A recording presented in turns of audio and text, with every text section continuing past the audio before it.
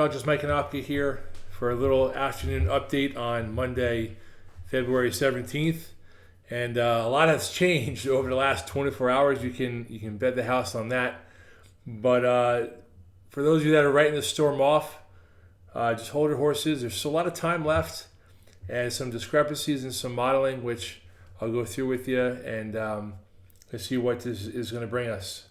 In my personal opinion, just right off the bat, it's still kind of wobbling. I know it's pushed south a little bit, and everyone's getting all worried that, or at least especially for you snow lovers, that we're not going to have major snowfall. And you're probably right. We probably will not have a major snowfall. However, the chance of snow, in my professional opinion, still remains. Whether that be a coating, a dusting, 1 inch, and even up to about 6 inches or so for us here in coastal New Jersey and southward. And again, we'll kind of go through some of that here. So here, I'll just go through a couple of models. And you can see here, this is the GFS, and I'll show you the Euro in a second. But the system is clearly pushed off to the south and east, where this snow, this precipitation shield, is not even really anywhere near the New Jersey, Delaware, and Long Island coastline. And that has been the trend over the last 24 hours. Every model run, if I went through it with you, you see this shield push south and south and south and southeast. And it's not to the point now where these global models don't really have us in much of any precipitation. And again, I'm sure you have seen somewhere along the line on the news or social media or in your weather apps that the totals, 24 hours ago we're reading 6 to 8, and now they're reading less than 1. And that's a completely feasible solution. That can certainly happen. But I just want to go through a couple of things with you here that, in my personal, professional opinion, may bring it back and gives us a little bit of hope for us snow lovers.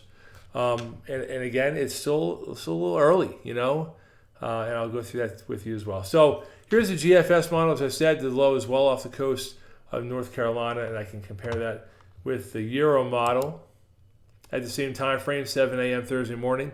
And you can see the discrepancy between these two.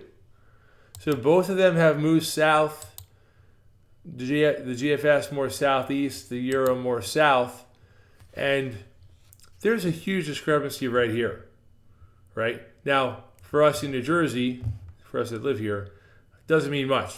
Very little in the way of precipitation, no matter how you slice it. But that does show you that there's still not much of an agreement between these two global models. Okay?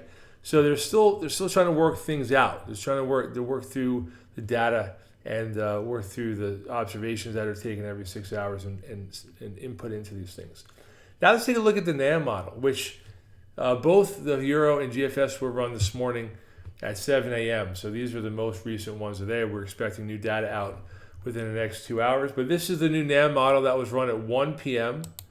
And that brings us back north again.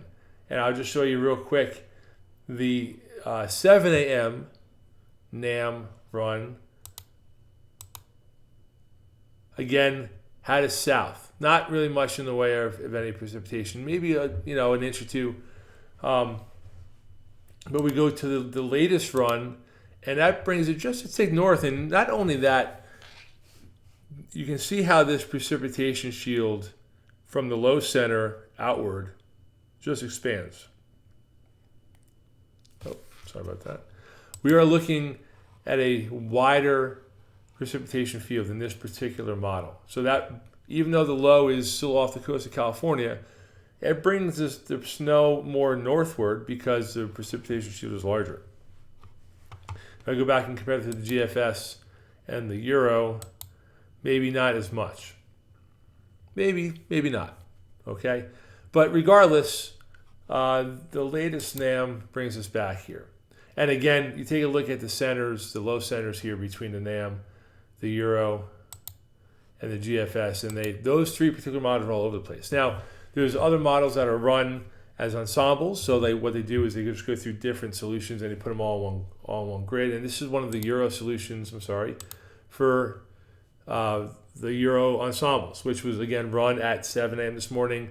valid for Thursday at 7 a.m. Okay, so these are the center.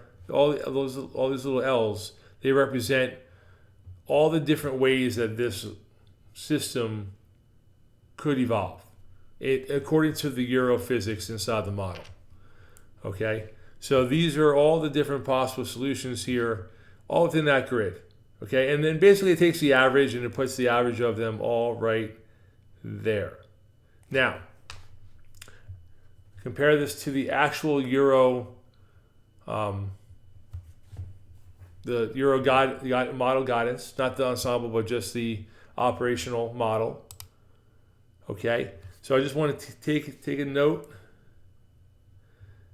that, if I can see my clicker there, we're off the coast of South Carolina.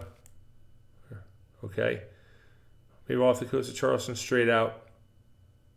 Okay, and if you keep your eye there and then take a look at the ensembles, this is where the operational Euro is, and look where all the ensembles are. They're to the north of that. So the Euro operational, the one model that we really look at, has the low center right around here, but these all ensemble guidances all have the low further north. Okay, another discrepancy that we're looking at. Okay, and then you have the upper level guidance I was talking about yesterday, the upper level low. All right, here's our latest NAM. The axis is pretty much vertical at this point. This is, again, just it's 10 a.m. Thursday morning. And you can compare that to the Euro, which has more of a positive tilt, just a little bit up and down this way, a little bit of a tilt there. And again, what that does is, as this is tilted this way, the Euro, this particular model, will take the low further out to sea and straight, more of a with southerly slider, we call them. And in the NAM, it's not as deep, but once it crosses this area here, again, this low, which is the surface low, which will be out here, will be forced northeast as opposed to just east. So there's still a lot to talk about.